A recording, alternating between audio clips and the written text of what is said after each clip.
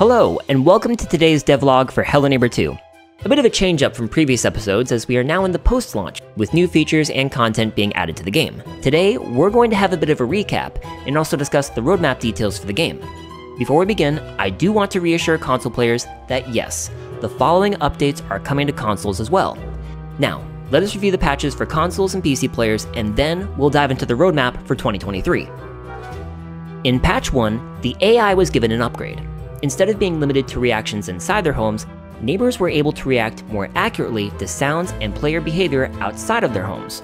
Paint cans, a much requested feature from our concept videos, were re-added to the game, along with AI reactions to those traps as well.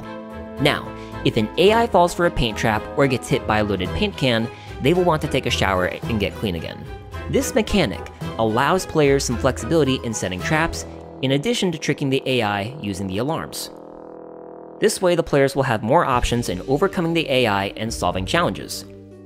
Patch 2, released on December 23rd, was the introduction of bear traps by the local taxidermist Otto, and added some new strategies for trap placement by Mr. Peterson. In this update, if a player managed to evade Mr. Peterson, he would place a trap down where he last saw the player. If he gets spotted by Mr. Peterson too many times, you can imagine it could get a bit difficult to navigate around his house. The territorial boundaries of the AI were also increased, allowing for longer chases and improved navigation for Mr. Peterson. If you look carefully, you will also notice that some of the homes had some touching up. But this patch was also the beginning of a new chapter within Hello Neighbor 2. Along with all the AI improvements, mysterious tapes began to appear all over town. Have you found all of the tapes yet? If not, how many have you found so far? Let us know in the comments. Moving on to patch 3, this update launched on Friday the 13th of January, and was the biggest update so far for Hello Neighbor 2. On that day, all of the AI received their own custom jump scare animation when grabbing the player. For example, you're sneaking down the hallway minding your own business, when suddenly you're pinned down by one of Ravenbrook's not-so-friendly citizens. Some notable improvements also include Quentin's office.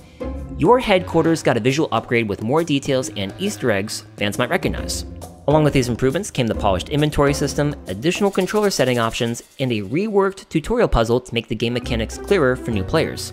Patch 4, the latest update to Hello Neighbor 2, introduced the save system for the DLC and several familiar features from previous alphas. The pinboard from the beta has been re-added to Quentin's office, and players can now dumpster dive for trash bags and use them against the neighbors. On the other side of these updates, the AI became a bit more sophisticated and could now search underneath tables if they suspected a player was hiding there. Several new animations were also added to the neighbors around town to show their displeasure to players trespassing on their property. And to those of you who paid close attention to your surroundings, you may have noticed some peculiar cameras sticking out from homes and gnomes. Yes, I said gnomes. Why? I don't know, but they're there. Trust me, everyone's paranoid. Anyways, if used properly, you can use them to your advantage in spying on your neighbors and coming up with a plan to sneak into their home. So now you're probably asking, why add all of these cameras? What's with all of these updates? And why are we left on a cliffhanger with the game's ending?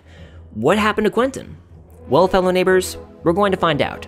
Today, I present to you the current roadmap for Hello Neighbor 2. It begins with the next PC update, set for February 17th. In this update, you can expect bug fixing, under-the-hood stabilizations, and preparing the game for future content. The goal in this phase is to clean up the bugs and prepare the PC version for the new content phase. As we venture further down this road, we hit the timeline for console updates. The goal in this phase is to get console players caught up, so everyone can enjoy the game. In around February/March, PlayStation and Xbox players can expect to receive the content from patches 1 and 2. And in March/April, patches 1 and 2 will hit the Nintendo Switch.